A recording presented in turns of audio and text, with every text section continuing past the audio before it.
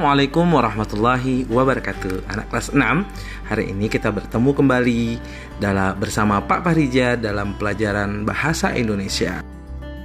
Mau bertanya, siapa di sini yang suka membaca? Wah, ternyata banyak dari siswa kelas 6 yang suka membaca. Tahu tidak, dalam sebuah tulisan yang kita baca itu terdapat suatu ide yang dibahas. Ide yang dibicarakan itu yang disebut dengan gagasan utama. Hari ini dalam pembelajaran Bahasa Indonesia, kita akan membahas tentang gagasan utama dalam setiap paragraf. Nah, sekarang kita akan bahas ya. Apa sih gagasan utama itu, Pak? Gagasan utama adalah ide yang sedang dibicarakan atau dibahas dalam sebuah wacana. Nah, kita persempit lagi, kita akan mempelajari bagaimana cara menemukan gagasan utama dalam sebuah paragraf. Jadi, dalam sebuah wacana itu kan terdapat paragraf-paragraf, dan di setiap paragraf itu ada gagasan utama. Kita akan membahas bagaimana cara menemukan gagasan utama dalam setiap paragraf.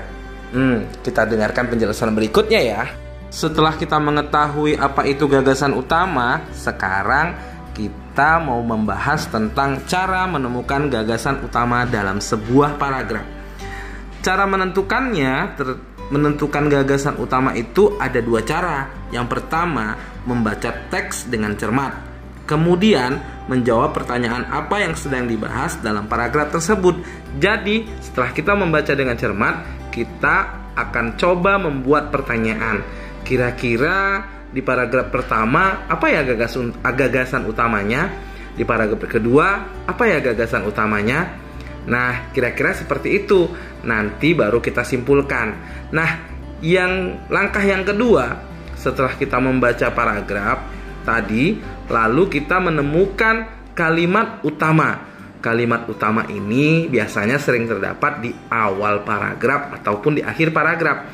Kalimat utama ini adalah yang memuat gagasan utama. Jadi coba kalian baca, kira-kira perhatikan di kalimat awal ataupun akhir, kira-kira cocok nggak dengan apa yang sedang dibahas dalam paragraf tersebut. Jadi setelah kita menemukan kalimat utama dalam paragraf tersebut, lalu kita buat kesimpulan.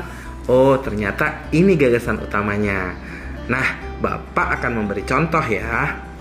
Perhatikan sebuah paragraf yang Bapak bacakan berikut ini. Seorang anak kelas 6 itu harus mandiri. Mereka harus sudah bisa mengerjakan tugas mereka sendiri, mandi sendiri, melaksanakan ibadah sendiri, juga harus bisa menentukan apa yang baik dan tidak baik untuk dirinya. Nah, paragraf ini hanya terdiri dari satu paragraf. Tapi coba kalian perhatikan di kalimat utama. Di kalimat awalnya itu terdapat kalimat utama yang membahas tentang anak kelas 6 harus mandiri. Seorang anak kelas 6 itu harus mandiri. Itulah kalimat utamanya. Sedangkan kita bisa simpulkan gagasan utamanya adalah anak kelas 6 itu harus mandiri. Jadi kalimat utamanya seorang anak kelas 6 itu harus mandiri, dan gagasan utamanya anak kelas 6 itu harus mandiri. Itulah dia gagasan utamanya. Jadi paragraf ini sedang membahas tentang kemandirian anak kelas 6. Itulah yang disebut dengan kalimat utama dan gagasan utama. Jadi kalimat utama itu kita ambil secara utuh, kalau terdapat di awal, jadi seluruh kalimatnya kita ambil. Lalu dari situ kita simpulkan gagasan utamanya. Seperti yang tadi, ternyata gagasan utamanya itu adalah anak kelas 6 itu harus mandiri. Nah, itulah cara kita menentukan gagasan utama. Gampang sekali ya, Bapak yakin kalian bisa. Jika ada pertanyaan, kalian boleh japri Bapak nanti di grup, di nomor WhatsApp Bapak, atau boleh juga nanti dipertanyakan di grup kelas kita. Nah, Bapak akan kasih tugas berikutnya. Sampai jumpa di pertemuan berikutnya. Bapak yakin kalian masih tetap bersemangat untuk belajar. Pelajari dengan baik. Ingat, baca dengan baik,